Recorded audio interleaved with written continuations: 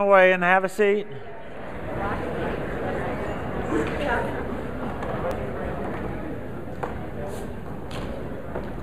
And by the way, while you are finding a place, let me mention, just in case, if anybody has a good idea, we have a totally uncut, beautiful Integrity Management 25th anniversary cake back there, plus quite a few pieces still left. If any of you have an idea of, maybe you have a church that would maybe want to enjoy some in the morning or something, and you have some way, then it's either I eat it tonight or you have an idea. So if you have an idea, some way we could use that, you let me know and we'll get you fixed up. They're going to be putting it in a cooler back there, and then and they're kind of waiting for me to say what they would do with that. So what we'll do is, if you have an idea, you can let me know. And by the way, it doesn't have to be a church. It can be, you may have a lot of kids. That certainly works. I'm for it. Whatever works. Well, have we had a great day, everybody, or what? Wowee. I mean, it has been so amazing. And here's the deal. Here's what I'm always afraid of.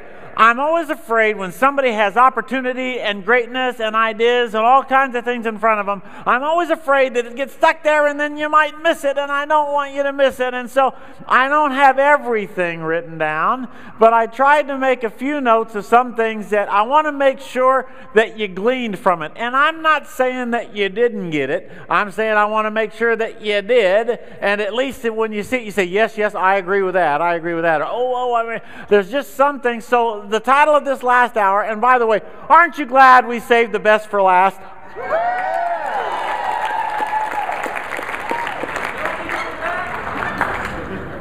Isn't it amazing that what each one of them are, I represent in one person? It's just amazing there. But nevertheless, I want to make sure that you get the point. And some of the points, I just want to go over taking these speeches. Obviously, I want to make sure that you get it. So let me ask you anyway, who are you? Amazing, inspiring, unstoppable. Now, are we going to take this stuff and let it are we going to allow it to make us amazing? Are we going to allow it to make us inspiring?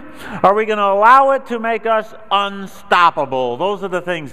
And you couldn't help, that's right, you couldn't help but get better if you were paying attention. Just being around them and just listening to them, you do get better. But what I'd like to do is, I'd like to make sure that you get the point.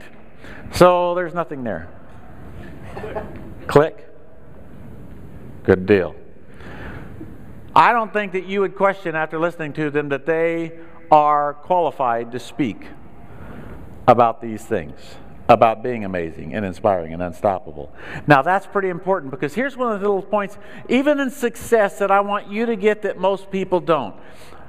One of the biggest keys to success is making sure that you listen to the right people. Most people just listen. And they just listen to whoever talks. The problem with listening to whoever talks is they aren't necessarily good at what they're talking about. There is, for instance, there was a best-selling book that sold a whole lot on marriage, and the guy who wrote this book on marriage and how to have a successful, happy marriage has been married 4 times. Now, he ought to be writing a book on prenups, maybe, or something like that. But certainly not on how to have him. You got to learn to listen to the right people, and even just recently, I don't know if you know, people just listen and then they go for it. I couldn't help but be amazed a few weeks ago on TV. They had the president of Mexico on TV talking to us about how we should handle the illegal immigrants coming over, and that we shouldn't do this and we should do that and we should have this law. The president of Mexico is telling us how to run the country? How come they're trying to come over here? I mean, it isn't all of our Americans trying to run over and get into Mexico because he runs the country so good that it's a country that they want to get to. All these people are trying to get out of his country, and he's telling us how to run it. Not the right person to listen to. Do you get the deal? No matter where you are, what are you doing? You don't listen to somebody who's failing about how to do what they're failing at. All in favor, say aye.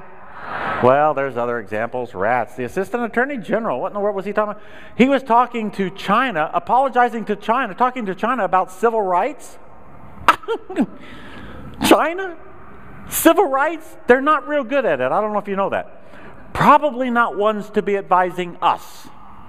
Learn to listen to the right people. Well, we did another great thing, didn't we? We listened to Canada as our consultant for a government-run health care.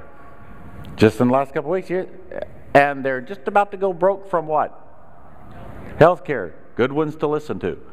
Why am I telling you this? I'm telling you, well, just as a matter of fact, I told the top flighters a couple months ago, my wife was she was buying some clothes, and she was in that, and you know how they do when they're buying these clothes, they get up on this, pedestal thing, and they're standing in front of these mirrors, and they're wearing the stuff that they're looking at buying, and she's standing in the mirror, and and she's saying, well, what do you think? And I'm sitting there, she says, well, what do you think of this? I don't have a chance, and there's a lady who's walking by, she says, oh, no, you don't want to do this. Oh, no, this isn't right, and no, you don't want to wear this, and she just starts telling Rhonda about, what is good and what looks good and what doesn't look good and so on and so forth. Now, as she's talking to my wife, I'm just sitting there observing, and I'm looking at Rhonda and I'm looking at her. I'm telling you, she is a financial disaster. I mean, not financial, what am I? Fashion is the word. It was all an F. Thank you, Todd. She is a fashion disaster. She just looks like yesterday's storm. And she's saying, oh, no, you shouldn't wear this, and you should wear that. And I'm and Rhonda's going, really? Really? And so she leaves, and then Rhonda, she starts saying, well, I guess this isn't the right thing. I said, Rhonda, why is it not the right thing? Well, she told me, I said, did you look at her? If you're looking, she's not the person to listen to. Everybody get this, it's a big part of success. Most people don't make it because they don't listen to the right people. Most people make the wrong decisions because they don't listen to the right people. How many of you are parents? How many of you ever seen your kids listen to the wrong person? Boy, another kid says, oh, you need to do this. You go, don't listen to them. My word, they would run out in front of a train. Is that right or not? Learn to listen to the right people. We had the right people here. Ron Clark. Now, there was a guy, listen, now here's some things I want to make sure you get it. So we had the people in here who can take us where we want to go. We want to be amazing. We want to be inspiring. We want to be unstoppable. We had the people right smack dab in front of us who now that person listened to them. This is one to listen to. What did he say? Now, here's the thing that if you didn't pick up on this, man, you were blind, deaf, and dumb. You should have picked up on the passion. Did you see passion there? He's standing on the tables. Now, let's think about this for a minute. This guy has passion. He has drive. It didn't matter that he was from a small town of 400 people. It didn't matter that he was, quote, just a 5th grade teacher. This guy has such passion, such drive. I don't even know if he sleeps at night. Do you think? This guy has a passion and a drive. And let me just ask you something. If we took his passion and his love and his drive and we planted it in your office, would it matter? Would it literally change the results? See, you think it's other stuff. You think it's stuff that it isn't. I'm telling you something. We don't need any kind of government bailout. We need drive. We need passion. We need love. We need desire. He doesn't work by the hour. He works by the drive.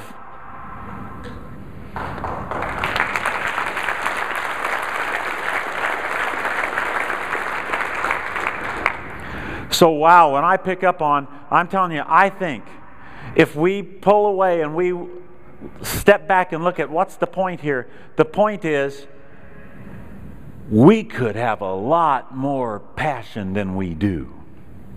If I were to ask you, if you have a passion for chiropractic, you'd say, yes, Keith. Yes, I do. Oh, wow, hey, man, I'm pretty moved. But instead, we got to bring more passion to the table, don't we? Do you see where you can turn it up a notch? Crank it up, make it more? Let's take some Ron Clark drive and put it in our lives. Here's another part I found fascinating about his deal that we got to pull away from it. And that is the importance of a social, I guess I would call it, knowledge. that's more important than academic. You know what? We've been sold a song ever since we were kids. Well, if you just get your education, then you have it made. What a lie. The truth of the matter is a diploma just won't give you success. A diploma just won't bring you that prosperity that you think. And we're just told, all you got to do is get the degree. Let me tell you something. Did you notice what it was that made his students go from below 25% of the country to above the 90% of the country? He didn't teach them academics. He taught them how to be good people. What were the 55 essentials? Did any of it have algebra in it? Was geometry in it? Rats, was even history in it? No. You know what the 55 essentials were? Manners. Smile. Be respectful. Yes, sir. No, sir. Wow, wasn't that amazing? Now, surely we've got to be able to pick up on the fact that what is it that will make us more successful than anybody else? We have more manners. We're better people. Bigger heart. Kinder. We are a people that are classy. We bring a class to it.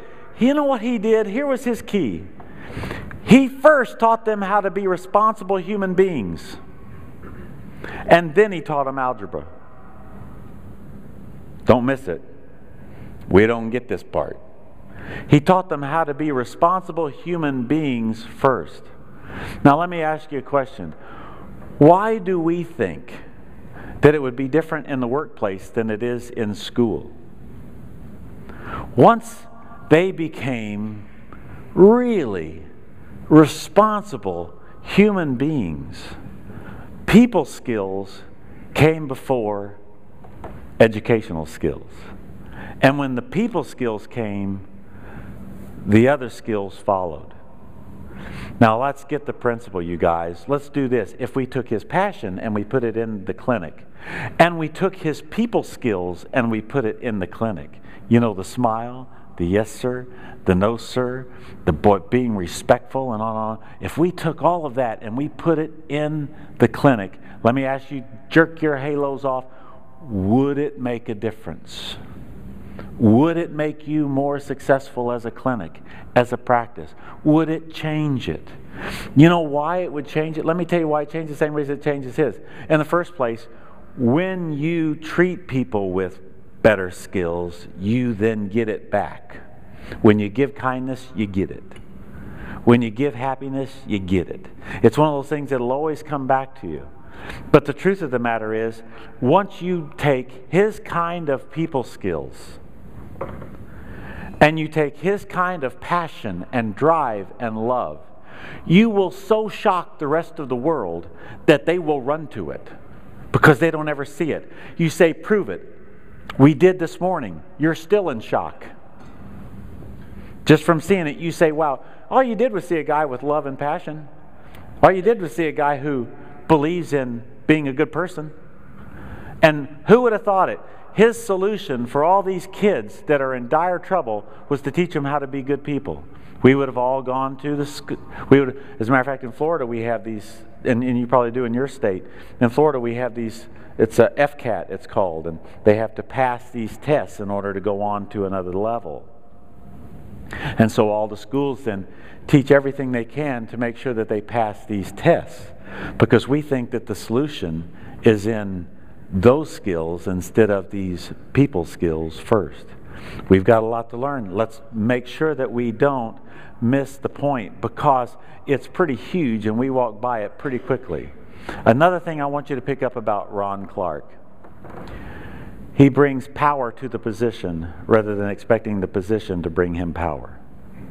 This is a big key to us. There is no power in being the 5th grade teacher in a town of 400 people in North Carolina. That won't get you on TV. That won't get you a best-selling book. That won't get you a paid-for academy in Atlanta. Does everybody follow what I'm saying? You don't get that from being a 5th grade teacher in a town of 400. There isn't any fame and there isn't any power that comes from that position. But you know what he did? He brought power to the position rather than expecting his position to bring him power. We can call you doctor, but it still doesn't make you powerful. You must bring power to the position rather than expecting the degree to bring you power and then just being hacked off if it doesn't bring it to you the way you thought. The truth of the matter is, don't you find it amazing after being on all these national television, after having a movie made after you, after having Matthew Perry play you on TV, after having Oprah push your books, he's still a 5th grade teacher. Isn't that amazing? And he's still teaching 5th graders. Now, when I look at that, I say it's because he feels like he's doing the greatest thing that he could do. And he just brings so much power to the position that it's amazing. Therefore, I want you and I to realize what I pull away from all of these, but particularly in these first 2 of what they did, and that is they brought so much power to who they were rather than expecting it to be granted to them or given to them. And they made it powerful. And you got to ask yourself this question. If that 5th grade teacher from North Carolina could accomplish everything that he has accomplished, and if he could do everything he has done, ask yourself this for just a minute. What is our potential? What is our potential in this room? Could you rock your community? Could you really dominate your community? The truth of the matter is, we haven't brought near the dynamism and passion and power that we have and that we could. You know what? Just think about it for a minute. What would happen if in the office, what would happen if in the community, you might say, well, I do a screening and I'm not sure that many people do it and I don't think it does this, and you just wail and you just bawl and you just squall. Can you imagine Ron Clark at a screening? I'll bet you people would be there. Come on, would they be there? Jello. He'd be on the table, wouldn't he? They'd be like, wow, everybody, come over here. And you know what they'd be doing? He would be doing a rap song on the table at the screen. He'd be saying, everybody come to you, what you doing? And he'd be moving and he'd be, and you'd be saying, oh, that's not professional. But he'd be the one getting the new patients. And you'd be over there, a professional broke person. Is that right or not? What do you want to be? Boring and broke but professional? Or instead, excited, happy, passionate, and in love, and making yourself a whole lot less boring. But instead bringing some entertainment. All he said was this, you guys. He said education as it is boring. And we've got to make it entertaining, and we've got to make it exciting, and we've got to make it something that they want. Now listen, that is not very hard for us to apply. The central nervous system as it sits is fairly boring.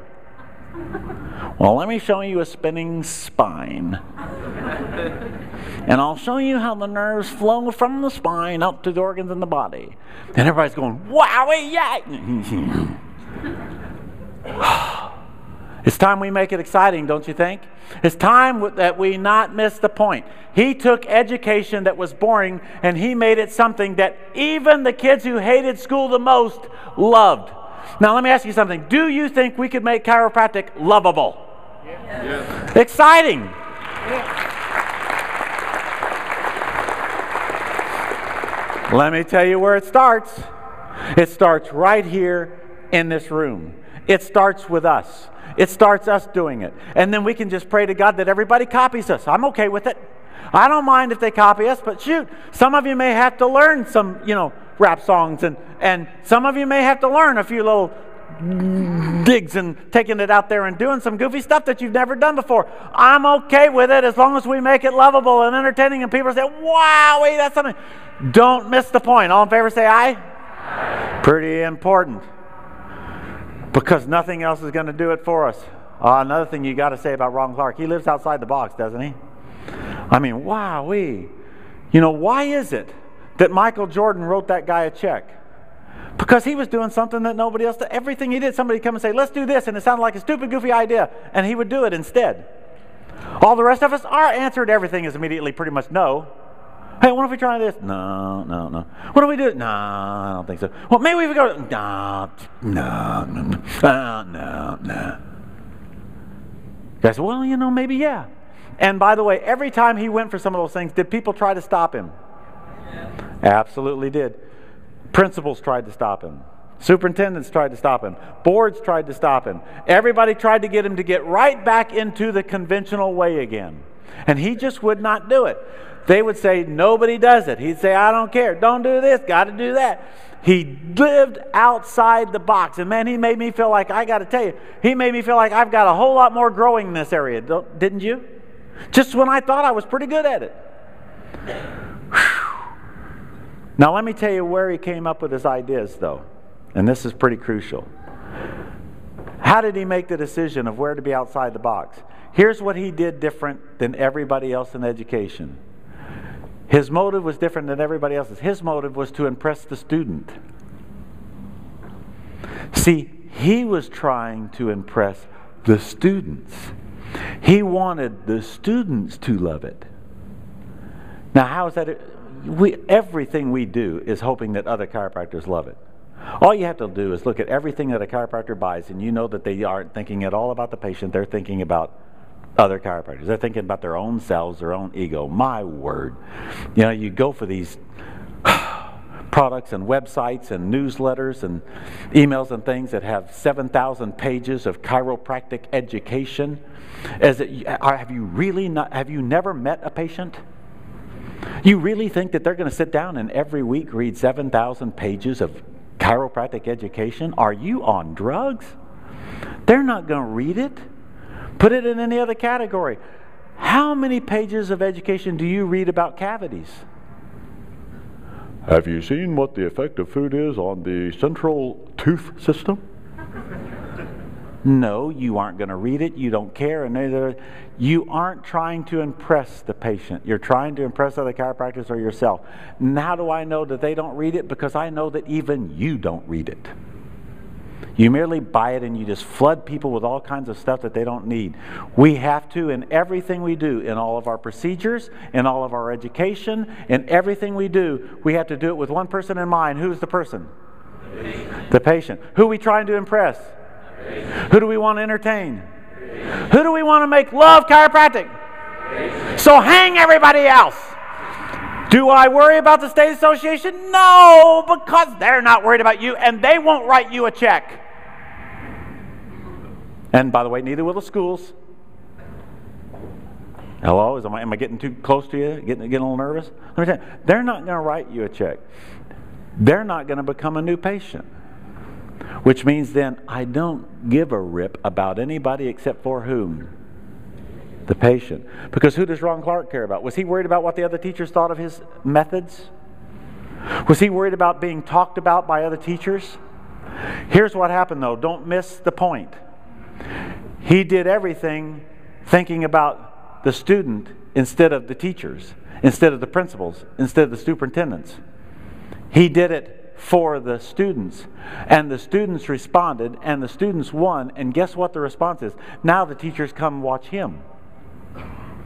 Now 3,000 teachers are coming to his place to see how he does it. What's going to happen if we hang everybody else and we just go for the patients and we entertain and we get the patients to love chiropractic? When we get the 80%, all the other chiropractors are going to come to study us instead of us worrying about what they think. All in favor say aye? Aye. This is pretty important. We lead, in other words, we don't follow. We're not going to be dictated by other people and other things and other stuff. We're going for the 80%. The 80% is what's right. There is no other classroom or school like his school. It's outside the box. I want that to be said of us. He's not afraid to leave the norms of teaching. I don't want us to be afraid. I want us to stand up and be on the right. He's not afraid of criticism or failure. He's not afraid of what other teachers think. And so the result is he leaves a lot of traditional ways behind. I personally think that we're too worried about all that what other chiropractors think about marketing, about screenings, what other people think where we go and where we're at. All we got to worry about is the 80%. That's where we got to focus our attention. Well, I got to keep going, so let's hit the second one. Don't miss the point. Oh, by the way, there was another thing. I forget that because I wrote them down. I think hopefully every one of you picked up on this. Did you see something that he said? This was pretty powerful. He goes into a classroom and he has a few gifted, he has a bunch in the middle, and then he has a few on the low IQ side. Did he bring everybody down to the low IQ side? The bottom of the barrel became the top. Everybody has to rise to the top. That is such a powerful principle that I can't even hardly stand it. I almost forgot it. I got it written here on my sheet. And that is, then he came to us and he said, pretty clear to us, and what about your 5-year plan? What are you going to do about it? It's up here and you're here. What are you going to do now? Every one of us know we say, what do you say? You don't lower the goal. You rise to the occasion. Did you hear him say that? Pretty amazing. So does that speak to us or what? The truth of the matter is, yes, we do have some high and lofty dreams. And yes, you may have hit some walls like we've heard about some walls today. But what is your response? Everybody rises to the top. Everybody becomes the gifted student. How many clinics in here are gifted clinics? All of them. You may not feel gifted right now. You may not be gifted right now, but you will be gifted. And he makes everybody rise to the top.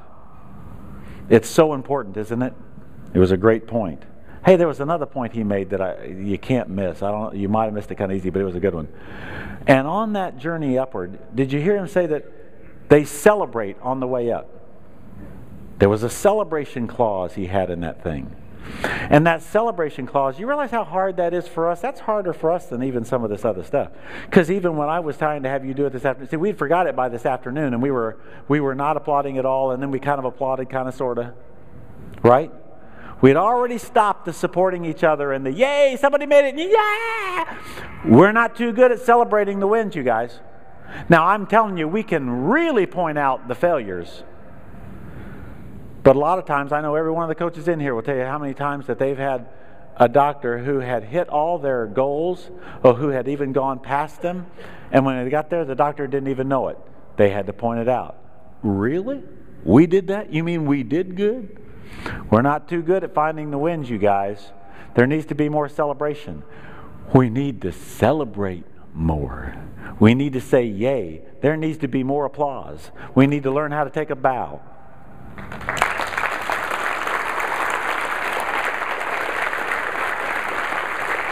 Well, we've kind of moved into this thing, well, I'm not sure it deserves all that. And then we'll barely. Just like, hey, all the support in the world. We could use some support, couldn't we? We need the encouragement. We need the applause. We need the celebration. We need days like today.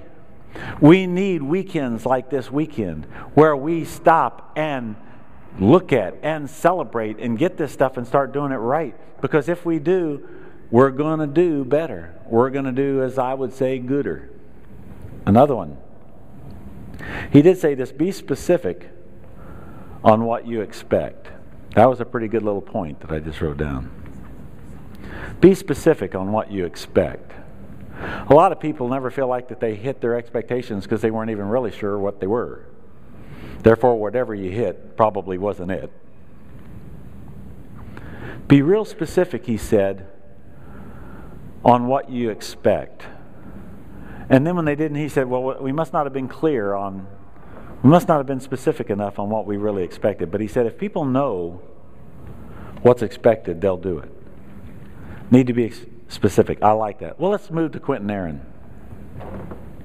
Inspiring. Now, some things that you got to pick up on. Did you see some small differences in Ron Clark and Quentin Aaron? Now, I would say that there's some kind of light years differences in Ron Clark and Quentin Aaron. One guy is standing on tables all over the place. The other guy is I would call him, since he's gone, a gentle giant. Wouldn't you? I mean, wow, you just wanted to hug the guy. You couldn't help but love him, could you? I mean, there is no way you didn't love that guy. I mean, just to be in his presence.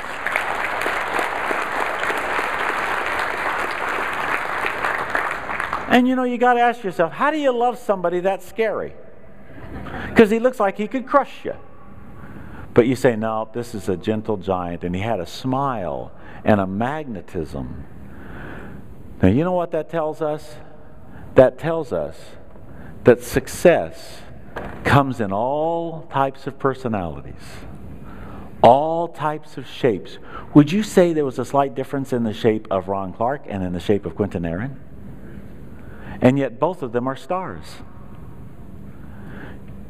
It's really important for you to pick up on the fact that success didn't come in just one size.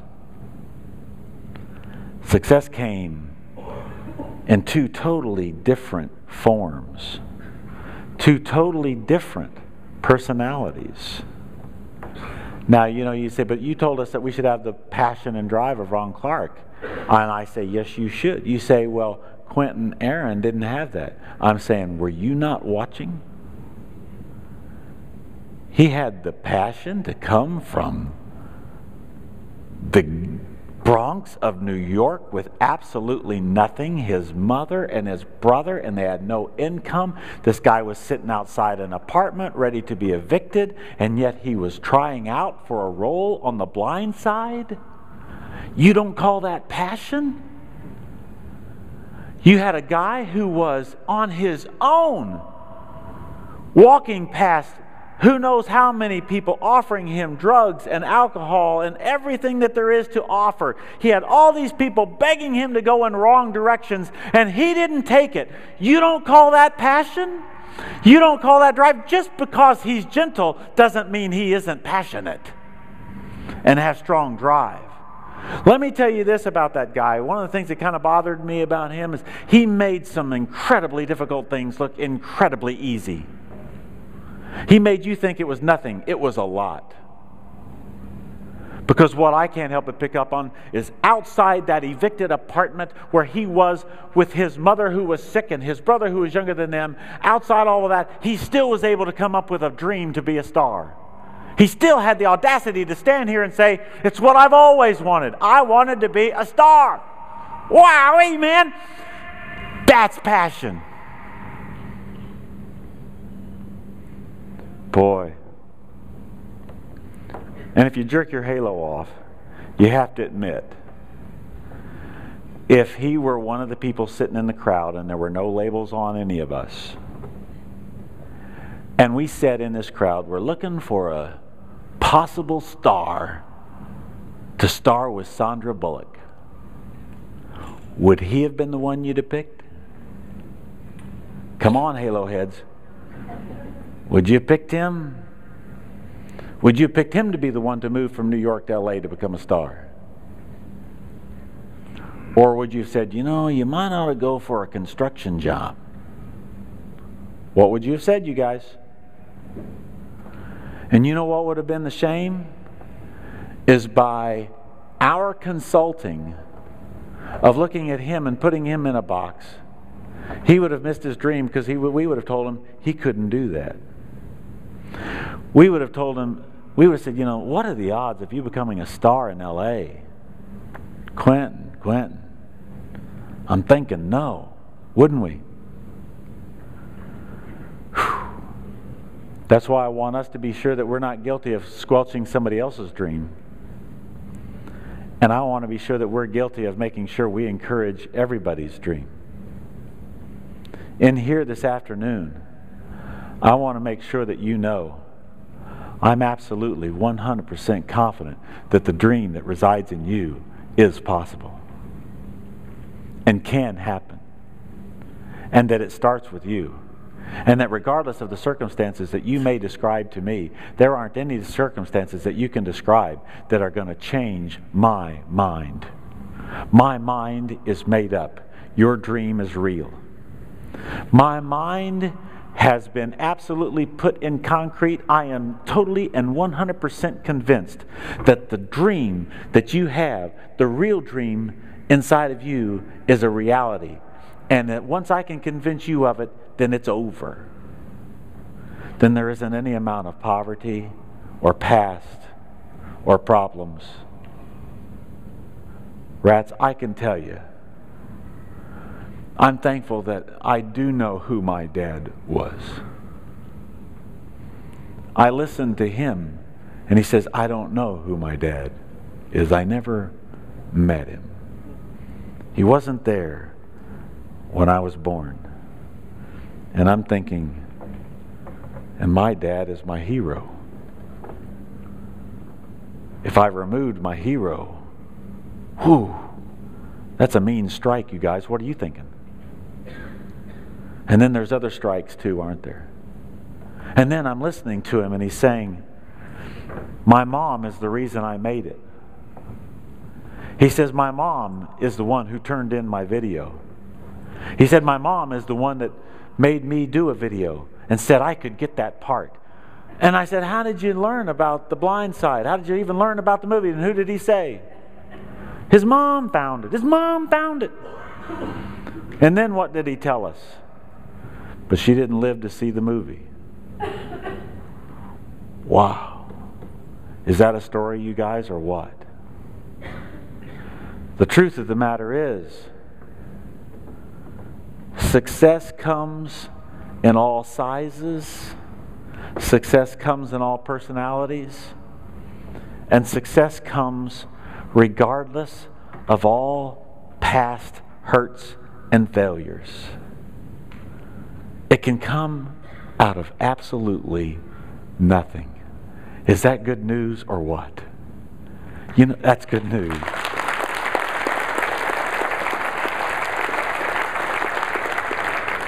So the good news is that we can take absolutely zero and make it absolutely everything. And there isn't a number lower. I've always said, because I've been there, there's only one good thing about the bottom. You know what it is? It's the bottom.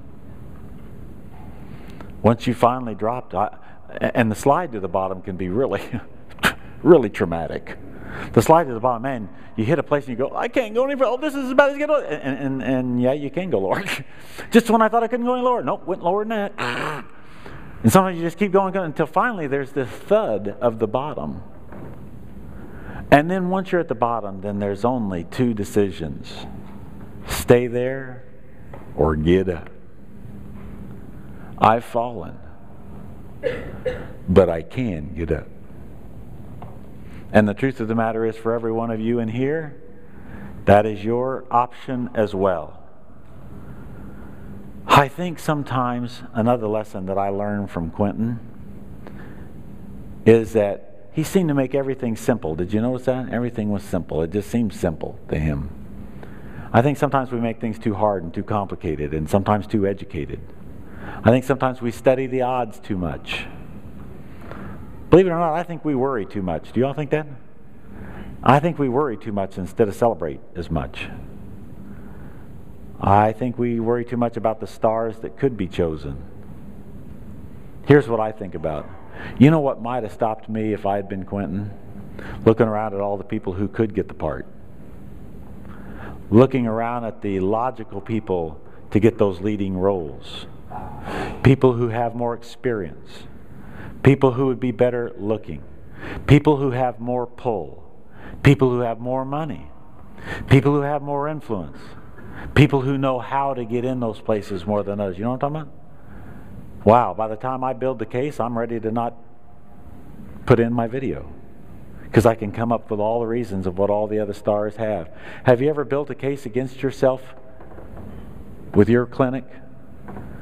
The reasons why they're going somewhere else, the reasons why they won't pay, the reasons why they won't come to you, the reasons why they won't do this, and boy, they're a medical community, and insurance isn't here, and we have this problem with insurance, and this problem with coverage, and we're not on these plans, and you can just build all this incredible case against you that just does nothing but keep you from going for being a star. The truth of the matter is, we make it too complicated. We think too much. We've convinced ourselves that we perhaps don't have the right elements. Man alive.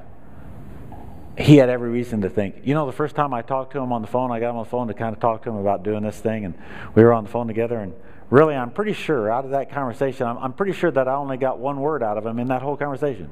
All I said was, cool. I'm thinking, wow, man, in front of nearly 1,000 people, cool, we may need more than that. I think he was a star, though, don't you? We make it too complicated.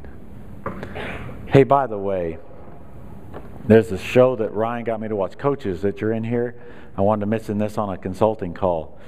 There's a show that I had never watched. It's called Kitchen Nightmares. Have you ever seen Kitchen Nightmares? You know, that show, I never watched it because there wasn't anything about it that attracted me to it. All I saw in commercials was a guy who was just yelling and screaming, one chef yelling and screaming at another chef, and I'm thinking, shoot, no, I don't cook. And Ryan said, hey, it's the greatest example of consulting that you'll ever find. It is consulting, and that's all it is. Watch it. So then I watched a program of Kitchen Nightmares. Awesome. By the way, all coaches, you got to watch. Every one of you should watch. In other words, you need to watch it. As a client, you need to watch it to see what you are so easily guilty of. Because here is a famous chef who walks into a restaurant that isn't making it to tell them what they need to do to become successful as a restaurant. That's what this show is. I'd never got that from the commercial, but that's what this is. It's a restaurant that is losing money and not making it, and a famous chef who has built great restaurants comes in to tell them how to make it great. And guess what? My thought would have been, just like here, my thought would have been that they all just fall down and say, oh wow, we're so glad that you're here. We're so grateful. Tell us what to do and we'll do it.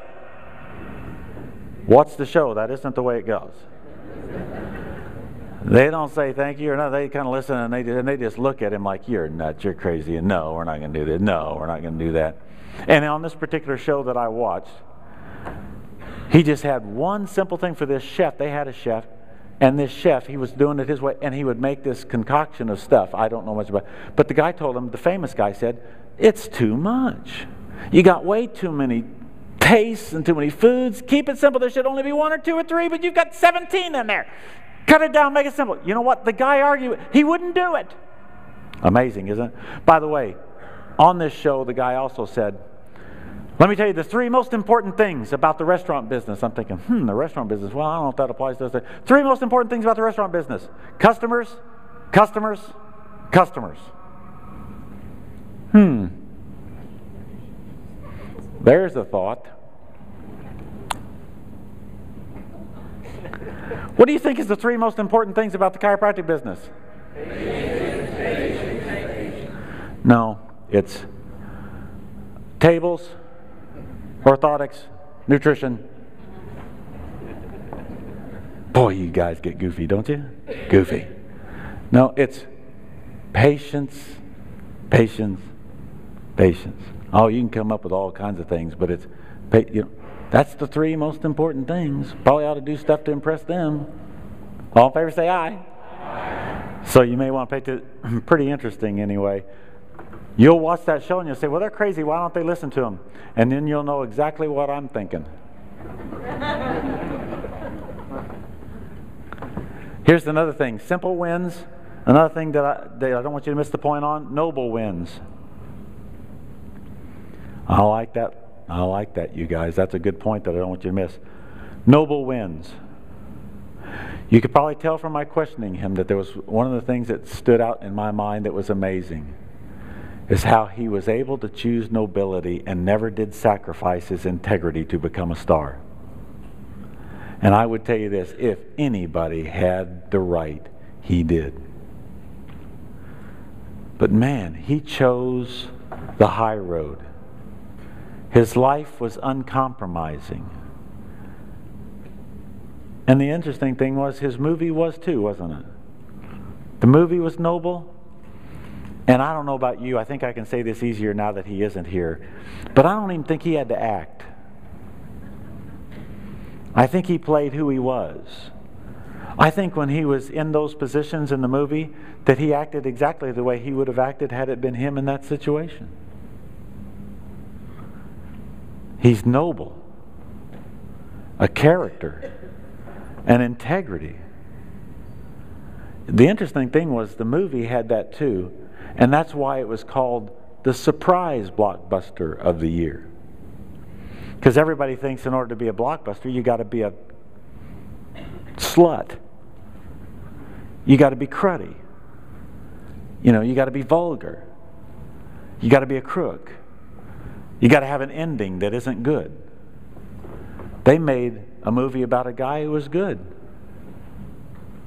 Good guy. Nice guy. With a good ending. That'll never work. So it was the surprise blockbuster of the year. Come to find out, there's a lot of things about us Americans that I just don't think those Hollywood and government people know about us.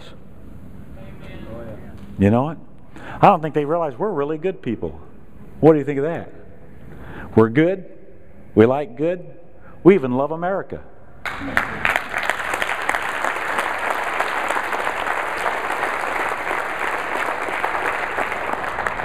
And the truth is, we love to be inspired and we hunger for the inspiring. How many of you like that in Quinton?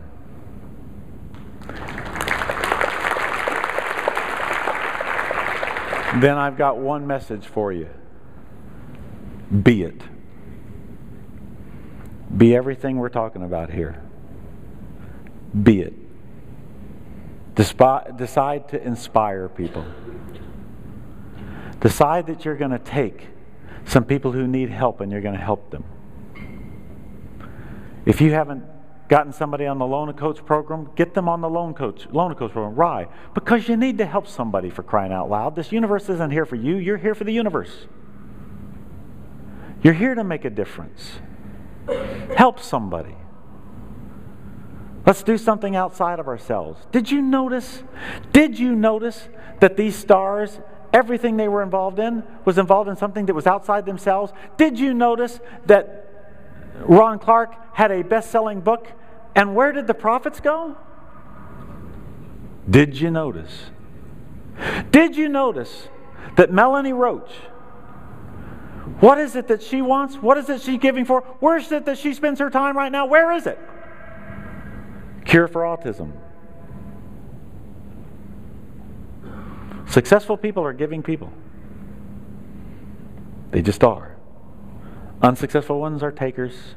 Successful ones are givers. All in favor say aye. Aye. It's pretty important.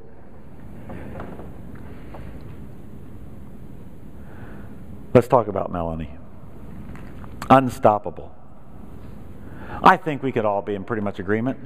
You in here know more than anybody else on this planet the kind of pain and the kind of excuse she had to never be lifting weights. I don't know about you, but every time she described what she went through, and she would have this surgery, and it's like, I'm exaggerating here, but 7 hours later she was lifting weights. It's like, wowee, don't you think you ought to wait? I was thinking 7 years. And even then, we better be careful. She would just plow back in, didn't she? Injuries that would have stopped the average weightlifter didn't seem to stop her. And boy, even when she did get stopped, even when there were things that came in and she lost her Olympic dream being injured just before the Olympic trials, losing it right there. Oh, but she said, I was thankful because of what it meant for my family. Wow, when you listen to her, I don't know about you, but she gave me about 4 different instances where I would have been overwhelmed. What about you? Whew. As a matter of fact, I'll tell you, 4 kids is overwhelming to me. Right there, I'm under the table. Autism, that's overwhelming, isn't it? Having a husband who's in public office, that's overwhelming, isn't it? Having a business with over 20 employees, that's overwhelming, isn't it? Now you think about this because you bawl and squall and gripe and complain. She had a business, she has a business with over 20 employees, and she still decided to go for the Olympics with it. And with the kids. And with the autism. Autism kids, husband, public office, business, 20 some odd employees, 300 members or so of a gym. And she's still thinking, I don't have enough. I think I'm going to go for the Olympics. That's unstoppable, you guys. That's being driven by a dream and not being driven by feelings. Or feeling sorry for herself. Or making excuses. She's not easily overwhelmed. Because here's the way I think she looks at it, as I appreciated her Christian message as well, and that is, all things work together for good. Instead of being overwhelmed by things, we ought to realize it's all things working together for good. Unstoppable. Wow, that's pretty moving to me. So the question I would ask you is this: what stops you anyway? Would those things have stopped you? Let me ask you a question. Do you get discouraged too easy, maybe? Do you get stopped too easy? I think she's qualified to talk about it. So here's what I guess I would say to you. I would say to you that as of right now, 2010, you have everything that you need to win, to become the real you. Well, Keith, this is happening and that's happening. And I understand that. And in some cases, I know that it hurts, and I'm sorry. But it can't stop the dream. Because you see, the dream is still what God gave you to do. It's His will. And therefore, whatever that dream is, you need to become committed to it. And you need to decide if Ron Clark can do it, if Quentin Aaron can do it, if Melanie Roach can do it. I can do it. I can do all things. And you can say, but I've had this happen. I understand that. And I'm going through this. I understand that. But I also understand the dream. And I understand that regardless of what's happened, you are still amazing. You are still inspiring. And whether you buy it or not, before we leave here, you will declare that you are unstoppable. And that whatever that 5-year plan is, and whatever that dream is, and so on, if it's here and you're there, then what's the response? We rise to it. Because we can. All in favor say aye? Aye. We're going to do it. Tomorrow, another great day, starting with Sherry Gage, who you can't help but benefit from. I am so thrilled that we had this opportunity. I hope that you are too.